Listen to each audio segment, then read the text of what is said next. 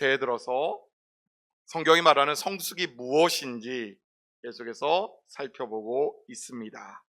여러분들 그 내용들을 한번 떠올려 보시겠어요?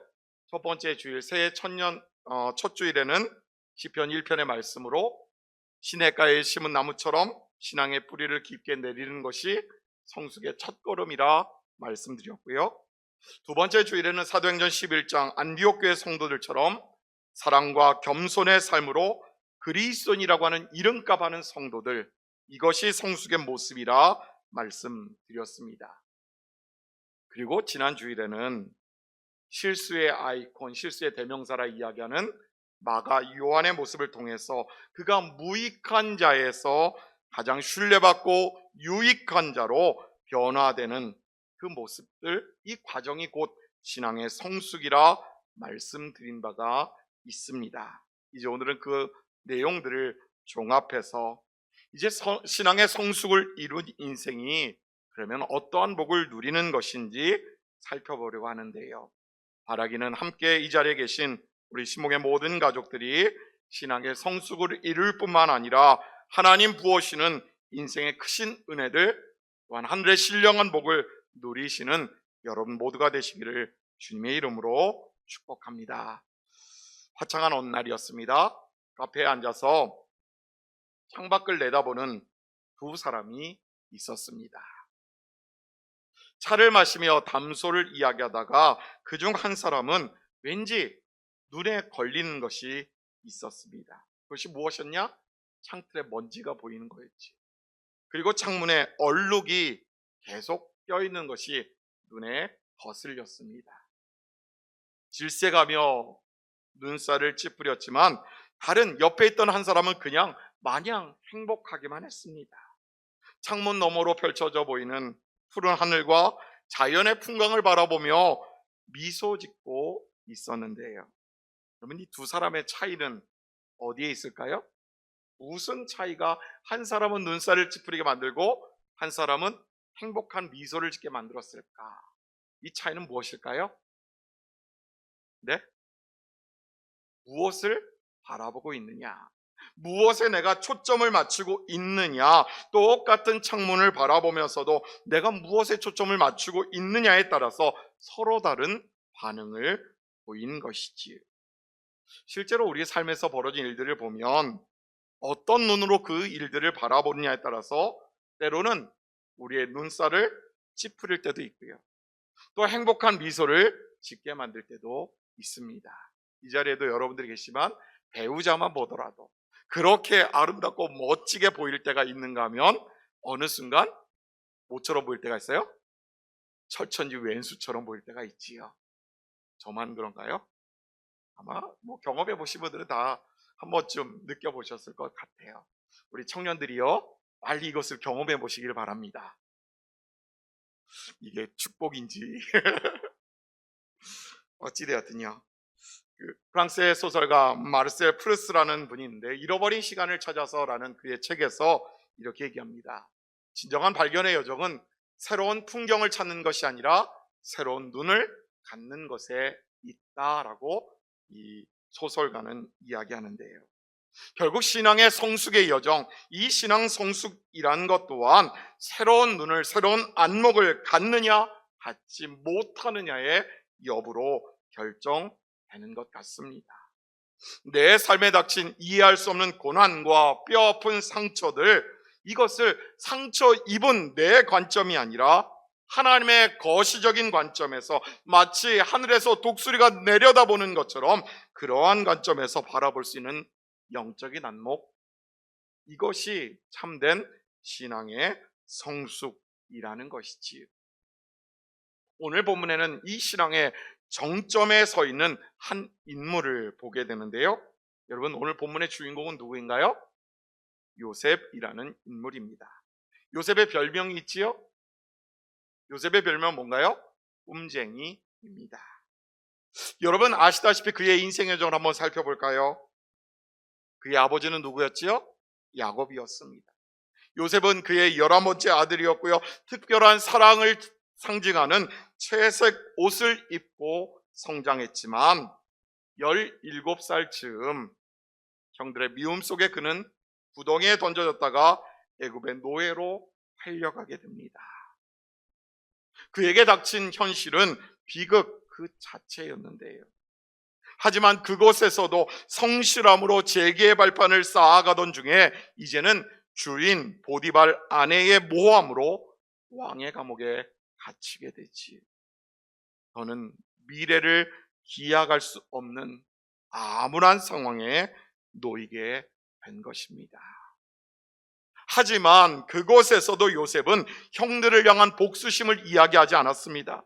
세상을 향한 원망을 토로하지 않았습니다. 자신을 원망의 감옥 속에 가두지 않았던 것이지. 그리고 그러던 어느 날 하나님 주신 지혜로 애굽 바로의 꿈을 기적적으로 해석하게 됩니다. 극적으로 기사회생하게 되고 하루아침에 그는 왕의 감옥에 갇혔던 죄수의 신분에서 애굽의 총리가 되는 그러한 상황을 맞게 됩니다. 그리고 시간이 흘러서 이제 자신 앞에 13년 전에 자신을 버리고 자신을 팔아버렸던 그 형들이 양식을 얻고자 벌벌 떨며 서 있는 형들 앞에 서게 된 것입니다. 이렇게 형들 앞에서 그는 이러한 선포를 하지요. 나를 이리로 보낸 이는 당신들이 아니요 하나님이시라 경이로운 선포를 하기에 이릅니다. 사실 그의 선포는 자신의 굴곡진 인생을 상처받은 인생의 입장에서는 할 수 없는 고백이었습니다. 하지만 그가 하나님의 거대한 섭리, 이 하나님의 경륜 앞에서 재해석할 수 있었기에 이러한 고백을 할 수 있었던 것이지요. 어쩌면 진정 성숙한 인생만이 할 수 있는 고백이요 축복의 언어라 이야기할 수 있을 것 같은데요. 그러면 여러분 오늘 본문 속에 요셉을 바라보며 신앙 성숙을 이룬 인생이 누리는 하늘의 신령한 복은 도대체 무엇일까? 오늘 말씀을 상고하면서 우리가 세상의 많은 복을 구하며 하나님 앞에 기도하고 또 나아가지만 바라기는 신앙의 성숙의 복을 구하며 또 신앙 성숙을 이룬 이들에게 베풀으시는 하늘의 신령한 은혜를 날마다 노래하며 또한 이루어가는 여러분들 되기를 간절히 소망합니다. 뿐만 아니라 그 섭리 가운데 하나님의 온전하신 뜻을 세상 가운데 펼쳐가시는 믿음의 인생들이 다 되시기를 주님의 이름으로 축복합니다. 신앙 성숙을 이룬 이들에게 주시는 하늘의 신령한 복, 그 복이 무엇일까? 따라해볼까요? 해석의 실력을 갖추게 됩니다. 해석의 실력. 지금 내가 놓여있는 상황에 대한 풀이를 할 수 있게 된다는 겁니다. 꿈을 해몽하고 이상한 이야기를 하는 것이 아니라 하나님 말씀에 근거한 새로운 안목, 새로운 해석이 가능해진다는 거지요. 신앙 성숙을 이룬 성도는 무엇보다 먼저 자신을 가두고 있는 원망의 감옥에서 나와서 모든 사건을 하나님의 관점으로 읽어내는 해석의 실력을 갖추게 되는데요. 본문 5절과 8절 말씀 우리 함께 읽어볼까요? 당신들이 나를 이곳에 팔았다고 해서 근심하지 마소서, 한탄하지 마소서. 하나님이 생명을 구원하시려고 나를 당신들보다 먼저 보내셨나이다. 그런즉 나를 이리로 보낸 이는 당신들이 아니요 하나님이시라. 아멘. 오늘 이 본문 속에 나오는 요셉의 이 고백, 이 선언은 생명을 구원하시려고 하나님이 나를 당신들보다 먼저 이곳에 보내셨습니다라고 하는 이 선포는 인류 역사상 가장 위대한 해석 중의 하나로 손꼽히고 있습니다. 인간적인 눈으로 보면요, 지금 요셉 앞에는 13년 전에 자신을 버리고 노예로 팔아 넘겼던 가해자와 피해자가 마주하고 있는 자리입니다. 어쩌면 이 자리는 힘에 친 복수의 장이 될 수도 있는 현장이었지. 그리고 어느 순간 갑과 을의 위치가 바뀌어버린 상황입니다. 그때는 버려지고 팔려버렸던 인생이 이제는 한 나라의 최고의 권력자가 되어서 양식을 구하고자 엎드리고 있는 이들 앞에 서 있었기에 그러합니다. 요셉을 노예로 팔아버린 것, 세월이 흐르고 사회적인 위치가 바뀌었다고 해서 달라질 것 없는 현실입니다. 그런데도 성숙한 요셉은 이 뼈아픈 사실 너머에 있는 하나님의 섭리를 깨닫고 있었기에 나를 이리로 보낸 이는 당신들이 아니요 하나님이시라, 이렇게 고백할 수 있었던 것이지요. 특별히 오늘 본문 5절에 나오는 이 보내셨다라는 단어, 히브리어 성경에서는 샬라우라고 하는 단어를 쓰는데요, 단순한 장소, 가나안 땅에서 애굽으로 옮겨진 것, 이것 외에 그에게 특별한 임무를 부여하고 파송한다라고 하는 외교적인 군사적인 의미가 이 안에 담겨져 있습니다. 그러니 이 관점에서 보면 지금 요셉은 형들에게 팔려온 것이 아니라 하나님이 이스라엘 공동체를 구원하시고자 하나님의 선하신 계획 안에서 요셉이 파송을 받고 보내심을 받고 여기까지 이르게 된 것이라 다시 한번 정의할 수 있을 텐데요, 여기서 우리는 성숙과 미성숙의 차이를 발견하게 됩니다. 미숙한 사람은 사건의 가해자에게 매몰되게 마련입니다. 그 옛날 나에게 이런 어려움을 주었지, 나에게 이런 상처를 주었어, 당신은 원망의 삶을 살아가지만, 성숙한 인생은 사건의 이 주관자에게 집중하게 되는 것이지, 자신을 구덩이에 던졌던 형들의 손길이 아니라 그 구덩이에서 건져내셔서 애굽까지 옮겨오신, 이끌어주신 하나님의 손길을 주목할 때 된다라는 것입니다. 그리고 지금까지 겪었던 고난들, 힘겹고 어려웠던 모든 세월들은 결국 생명을 구원하시고자 나에게 먼저 보내신 하나님의 섭리였구나,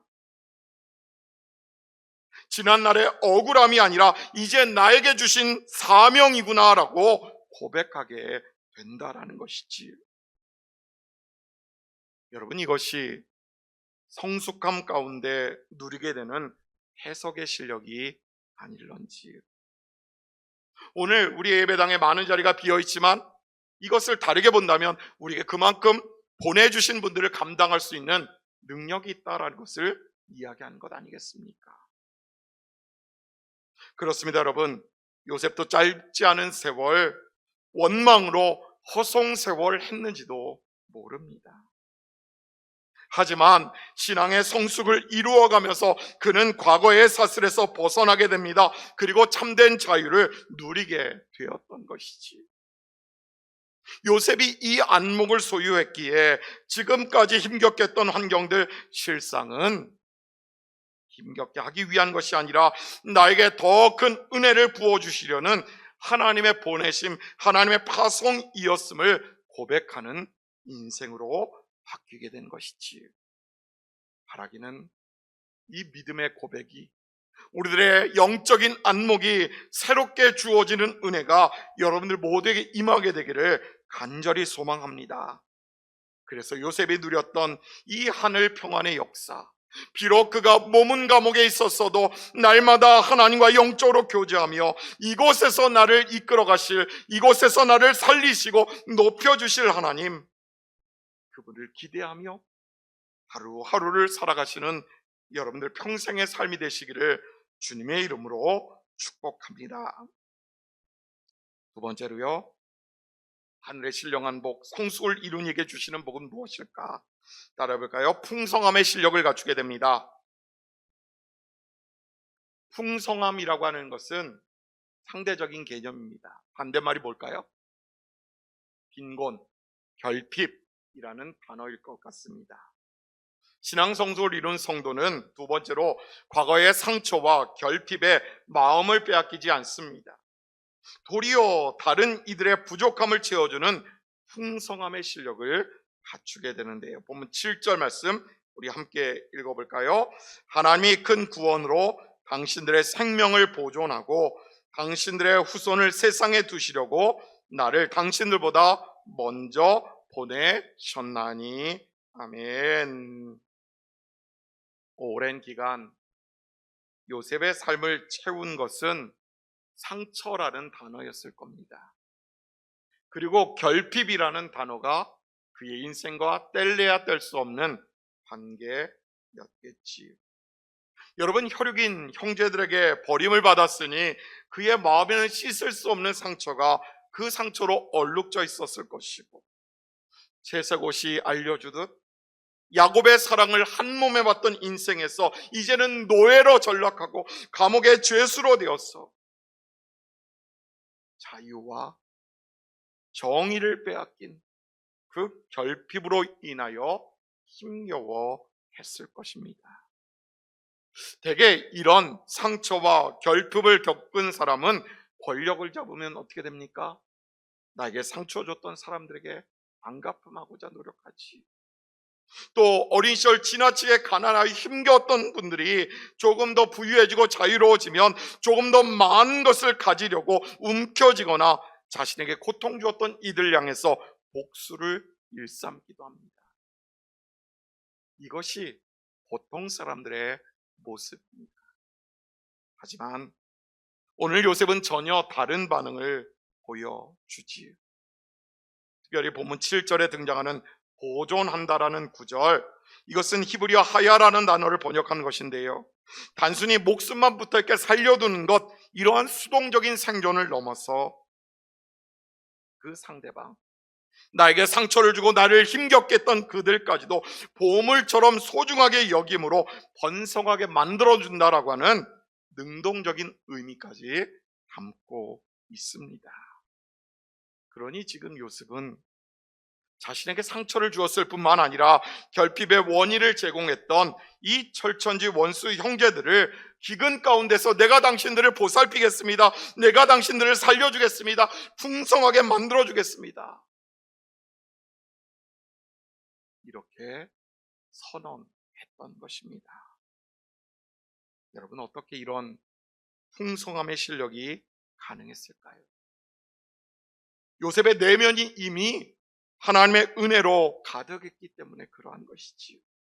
여기에서의 풍성함이란 소유한 물질이 아니라 시냇가에 심은 나무가, 즉 하나님과 동행하는 인생이 그에게 깊은 뿌리를 내리고 한없는 은혜와 영양분들을 끌어당기는 것처럼 그 풍족함 가운데 누리는 부요함을 의미합니다.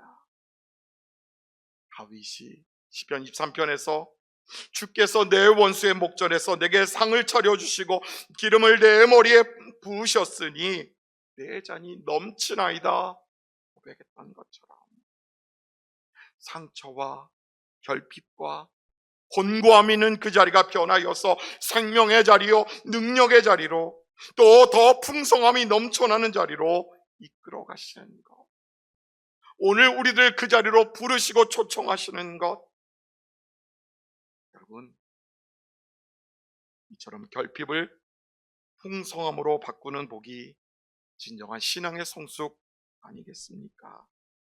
사랑하는 여러분, 분명 요셉은 결핍의 인생이었습니다. 하지만 그는 주어진 총리라는 직위를 풍성함으로 열방을 먹이는데 저들을 살리는 섬김의 도구로 사용했습니다. 누군가를 복수하고 누군가를 억누르기 위한 그러한 도구가 아니라 도리어 저들을 살리는 도구로 활용했던 것이지. 바로 이것이 성숙한 자가 누리는 영적인 부요함일 것입니다. 오늘 우리를 부르시고 주 안에서 성숙하게 하시는 이유 또한 무엇일까요? 오늘 요셉의 고백처럼 누군가의 생명을 보존하는 통로로 우리를 세워주시기 위함이겠지. 나만 잘되고 나만 평안하자라고 하는 것이 아니라 함께 더불어 주 안에서 성숙을 이루어 나가는 그 여정에 동역하기 위함 아니런지. 우리에게 부유함을 주시는 영적 성소로 이끌어 가시는 이 하나님의 의도, 하나님의 이유를 기억하며 살아가시는 여러분들 되기를 간절히 소망합니다. 그래서 하나님 부어주시는 부요함 가운데 나를 아프게 했던 세상, 나에게 상처 줬던 원수까지도 넉넉히 품을 수 있는 믿음의 성숙한 자들이요 믿음의 부유한 자들이 다 되시기를 간절히 소망합니다. 그리고 그들과 더불어서 생명을 보존하시고자 우리를 이끄신 그 하나님의 손길, 하나님의 능력 의지하며 살아가시는 여러분 모두가 되시기를 간절히 축복합니다. 마지막 세 번째로요, 우리가 누리게 되는, 성숙을 통해 누리게 되는 신령한 복이 무엇일까? 따라해볼까요? 섭리의 실력을 갖추게 됩니다. 이제 마지막 세 번째로 신앙 성숙을 이룬 성도는 현재 상황에 일일비하지 않게 되지요. 그리고 모든 역사의 이면 그 배후에서 일하시는 하나님의 손길을 신뢰하는 섭리의 실력을 갖추게 되는데요. 본문 8절 말씀 우리 함께 읽을까요? 그런즉 나를 이리로 보낸 이는 당신들이 아니요 하나님이시라. 하나님이 나를 바로에게 아버지로 삼으시고 그 온 집의 주로 삼으시며 애굽 온 땅의 통치자로 삼으셨나이다. 아멘. 이 요셉의 선포에는 하나님이 자신을 애굽의 통치자 삼으신 것이 전적으로 하나님의 섭리와 하나님의 역사였다라는 고백이 담겨 있습니다. 형들에게 복수하거나 자신을 드러내며 과시하기 위함이 아니라 이제 막 지난 2년이라는 기근, 그리고 앞으로 펼쳐질 5년 동안 파종조차 할 수 없는 그 상황 속에서, 이 위기 속에서 이스라엘이라고 하는 구원의 씨앗을 보존하시려는 하나님의 거대한 계획을 지금 요셉은 함께 보고 있었던 것이지. 통치자라는 이 단어에도요, 권력을 휘두른다라고 하는 의미보다는 흐트러진 질서를 바로잡고 관리하는 하나님의 대리인이라고 하는 의미가 더 짙게 녹아져 있습니다. 그러니 성숙은 현재라는 상황에 매몰되기보다는 하나님이 그려가시는 이 거대한 계획, 그 거대한 하나님의 놀라운 섭리를 함께 동참하고 함께 바라보는 능력을 의미하겠지. 지금 내가 걷고 있는 이 발자취가 누군가를 살리는 길로 인도하는 발걸음이 되고, 내가 지금 겪는 이 고난들이 누군가의 이 시행착오를 줄일 수 있는 그러한 방법이 되고, 이 고통들이 켜켜이 쌓이고 포개져서 하나님의 전체 그림을 완성해가는 그 과정 가운데 있다는 것을 신뢰하는 것, 이것이 바로 성숙한 신앙인이 누리는 섭리의 실력일 것입니다. 요셉에게는 이 안목이 있었습니다. 그래서 인생의 가장 낮은 감옥에서나 가장 높은 총리의 자리에서도 한결같이 변함없이 그는 하나님을 경외할 수 있었던 것이지. 여러분, 혹 이해할 수 없는 어려움으로 또 여러 가지 마음의 상처로 인하여 낙심하고 있지는 않으신가요? 실수하지 않으시는 하나님 신뢰하는 이 성숙의 자리로 나아가는 발판으로 삼으시는 여러분 되기를 간절히 소망합니다. 그래서 그 과정을 통해서 나를 살릴 뿐만 아니라 우리를 모두를 구원하시고자 이루어 가시는 하나님의 놀라운 역사 누리시는 여러분 되기를 간절히 축복합니다. 미국 남북전쟁 당시에 한 이름 없는 병사가 남긴 기도문이 성숙으로 나아가는 우리에게 큰 울림을 주는데요. 그는 큰 일을 이루기 위해 힘을 달라고 기도했지만 하나님은 약하게 하심으로 순종을 배우게 하셨다 고백합니다. 행복해지고 싶어서 부유함을 구했지만 하나님은 도리어 가난을 주셔서 지혜롭게 사는 방법을 알게 하셨노라 이야기하지. 모든 것을 누리고 싶어서 생명을 구했지만 병약함을 주셔서 모든 이들에게 필요한 사람이 되게 하셨노라 이야기합니다. 그리고 이어서 이렇게 고백하는데요. 내가 원한 것은 단 하나도 받지 못한 것 같으나 내게 필요한 모든 것을 하나님은 응답해 주셨다. 나는 가장 복받은 사람이다. 사랑하는 신목의 가족 여러분, 신앙 성숙을 위한 우리의 여정은 끝이 아니라 어쩌면 이제 시작일는지도 모릅니다. 성숙은 상처가 없는 완벽함이 아니라 그 상처를 하나님의 섭리로 해석해내는 능력이지.